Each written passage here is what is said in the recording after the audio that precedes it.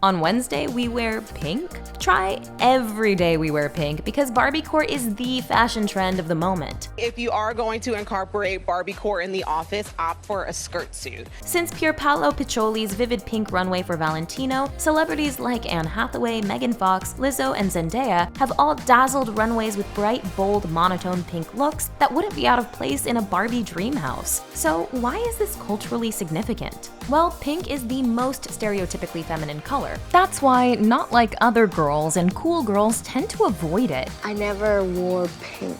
taking on masculine tastes to gain male approval. Emilio, the woman will have... I'll have a Johnny Walker Blue neat and a Monte Cristo #2. So Barbiecore is a rejection of this pressure to avoid girliness in order to get taken seriously by guys, and it comes with a feeling of feminine power. So for some reason, the color pink really makes you feel empowered. Meanwhile, it's coincided with a bigger rise in Gen Z maximalism, as pandemic fatigue makes everyone eager to live to the fullest. And it speaks to the resurgence of Barbie as a Gen Z-friendly brand. The 2023 Barbie movie, helmed by feminist filmmaker Greta Gerwig and produced by star Margot Robbie, suggests a more alternative, self-aware kind of Barbie film. The doll herself has branched out too, incorporating different sizes and skin tones, more explicitly aligning itself with millennial and Gen Z values. 9 different body types, 35 skin tones, and over 90 hairstyles. Here's our take on Barbiecore and why the fun act of reclaiming this hot pink femininity can still be so fraught with controversy, debate, and criticism.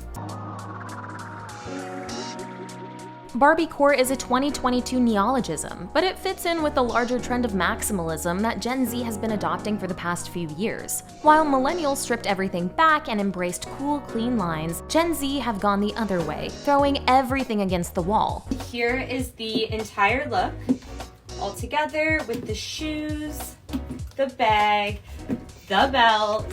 This is actually so cute. Emma O'Regan-Wrighty argues that maximalism is a post-pandemic response, related to our current desire for a sensory overload because of the sensory limitations that resulted from COVID-19 regulations. Barbiecore feeds into a similar thing by making every outfit a lush, eye-catching outfit meant to be seen, which is why it's found such a home on red carpets. At Valentino's Rome Fashion Week show, everyone embraced this hot pink look. Loving it, come real chic. Look at the shoes. Okay, pink.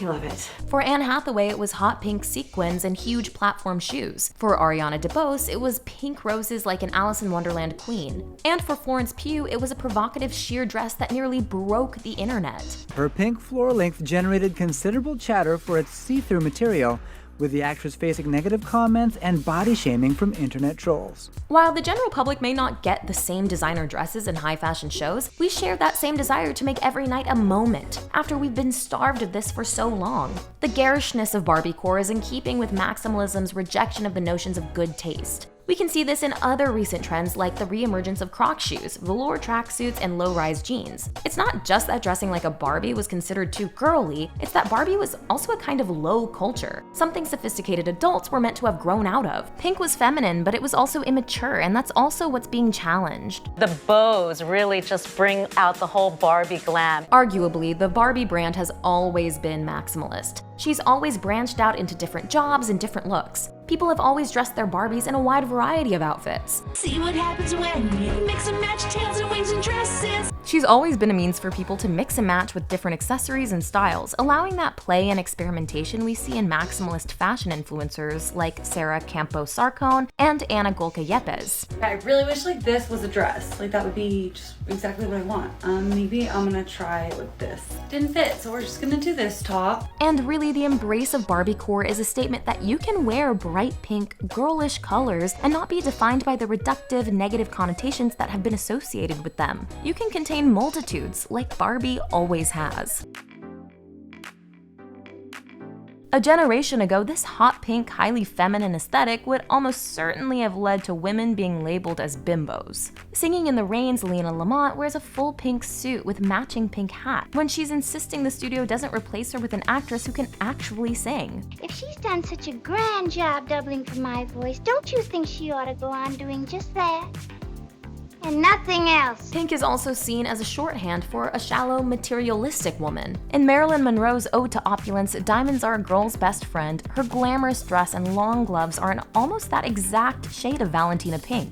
The first time we meet Elle Woods is when she's wearing a tie-dyed pink top with her dog matching, and it creates an impression of airheaded lack of seriousness that Elle has to overcome by proving she's more than what people first see. Regina George's mom's introductory outfit in Mean Girls, pink athleisure, reinforces her lack of attention to the things that matter in parenting. And in Scrubs, the pejorative nickname Dr. Cox has for Elliot is, you guessed it, Barbie. My God, Barbie, how do you put your bra and panties on in the morning? All by yourself. It's remarkable. So there has always been this association between Barbie pink and, well, stupidity. When Paris Hilton rose to prominence in the 2000s, leaning into this ditzy, airheaded persona, she did it wearing pink. In 2001, her pink dress and tiara was paired with a Barbie handbag. Her California 21st birthday party saw her wear another sheer pink dress. And if we could associate Paris with any one brand or fashion trend, then surely pink juicy couture tracksuits have got to be it.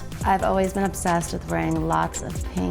But in recent years, there's been a more powerful move to both reclaim hyperfemininity and to redefine the bimbo figure herself. Professional bimbo Alicia Amira has spoken about the power she takes in being able to choose how she looks. She speaks about wanting to empower others by showing women they can and should lean into their own femininity and not worry about accusations of shallowness. But if you look hyper-feminine, you are then stupid. And I just don't think that that's fair. On TikTok, Chrissy Chapleka has become a viral phenomenon by adopting a bimbo persona, but she regularly posts about substantive topics like mental health, politics, gender, and women's rights. You don't want to grab the patriarchy by the balls and throw it into a burning hot pink volcano, then we're gonna have to talk. Previous iterations of the bimbo characters are depicted as completely oblivious to social issues, living in a world of their own, and seem to exist predominantly for male attention. Barbiecore and this new bimbofication of culture share similar aims. Both challenge the societal idea that women can have either brains or beauty, never both. She's actually a radical leftist who's pro-sex work, pro-Black Lives Matter, pro-LGBTQ, pro-choice, and will always be there for her girls, gays, and theys. For bimbos, the acceptance of cosmetic surgery and body modification touches on this maximalist idea of playing dress up with yourself and ignoring conventions around good taste. I don't think it's necessarily insecurities all the time, it's just wanting to enhance it. For example, like, people wear makeup to enhance their beauty. Society seems to be in a constant state of redefining the ideal woman, both in terms of who she is and what she looks like. The 50s ideal woman was a housewife and mother. The 80s ideal was a power suit wearing go-getter. The 90s version was all girl power, and the 2010s version was a girl boss. Each time the corresponding look was a key part of representing the one path women should be taking. Millions of girls will grow up thinking that this is the right way to act. That they can never be anything more than vacuous ninnies whose only goal is to look pretty, land a rich husband. Now, though, culture is more fragmented, and so instead of one thing, we have many feminine ideals fighting for space in the mainstream. Barbies, bimbos, sad girls, and tradwives, all of whom describe their various brands of femininity as, to some extent, empowering and feminist. Charlotte Ivers again credits the shifting social structures brought about by the pandemic with this flourishing of different collective identities. Quote, "During the pandemic, we were all forced to look at our lives with new eyes. Were we happy? Did the things we spent years working towards mean anything? Now, as we rebuild from the foundations, it is no surprise that many of us are searching for new identities to cling to, new rule books to follow. Since these differing movements often clash against each other, there's always some room for backlash. Bimbo talk has garnered a lot of criticism for essentially trying to have its cake and eat it too, trying to reclaim a male fantasy aesthetic but still essentially be a male fantasy. The aesthetic you are embodying involves shelling out many thousands of dollars to the multi-billion-dollar uber-capitalistic global beauty industry. And many react judgmentally to the Barbiecore look too, not really getting the point of what it's about. When Florence Pugh posted the image of her sheer Valentino dress on her Instagram, plenty of people talked about how good she looked, but she also got tons of abuse and criticism about whether she was hot enough to pull something like that off. Florence replied on her Instagram with the flamboyant confidence that defines Barbiecore's spirit, quote, "It isn't the first time and certainly won't be the last time a woman will hear what's wrong with her body by a crowd of strangers. Thankfully, I've come to terms with the intricacies of my body that make me me. What's more concerning is, why are you so scared of breasts? Grow up. Respect people." The episode revealed that whenever women try to reclaim something that's been taken away from them, they will still be told to know their place. But Barbiecore is really about not accepting that place and refusing to be confined by any limiting box. What Barbiecore really shows is how strong the Barbie brand is, because of how it evolves over time. She's a way to chart larger movements in the culture. Gen Z has embraced Barbie, and Barbie has embraced Gen Z, projecting an image that feels inclusive and forward-thinking and safe to be re-embraced by young women of all types. The interesting thing will be how she changes next. Oh, I'm having so much fun! Well, Barbie, we're just getting started.